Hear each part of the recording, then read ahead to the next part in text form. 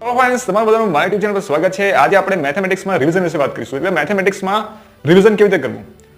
તો સીધી વાત છે કે ભાઈ જો તમે તૈયારી કરો છો, પ્રોપર તૈયારી કરો છો, તો તમારે રિવિઝન હવે 2 મહિનામાં કરવાનું રહેશે. કેમ કે એ રિવિઝન તમને ઘણો ફાયદો તમારી બોર્ડની એક્ઝામમાં કરાવશે અને રિવિઝન કરવું ખૂબ જ અગત્યનું છે.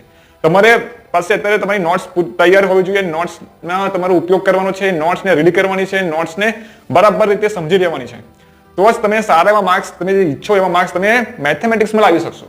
તો એની માટે તમારે શું કરવાનું છે, તો એનસીઈઆરટી બુક્સ જે આપણી છે ગુજરાતી મીડિયમની, એને તમારે બરાબર રીતે કમ્પ્લીટ કરી દેવાની છે. એટલે બધા દાખલા એમાં તમારે જે આપેલા છે બધા સોલ્વ કરી દેવાના છે. એના પછી તમારે શું કરવાનું છે, જે નોટ્સ છે તેને એકવાર રીડ કરવાની છે. રીડ કર્યા પછી તમારે એક્સ્ટ્રા પેપર અથવા તો પ્રીવિયસ યર્સ પેપર્સ જે છે એને સોલ્વ કરવાના. એ સોલ્વ કર્યા પછી તમારે મોડલ પેપર્સ જે હોય છે કે ભાઈ વરજના હોય છે, ગાલા અસાઇનમેન્ટના છે, તો એ બધા પેપર્સ તમારે સોલ્વ કરવાના છે. સોલ્વ કરશો તો તમને મેક્સિમમ માર્ક્સ લાવવામાં તમને મદદરૂપ થશે.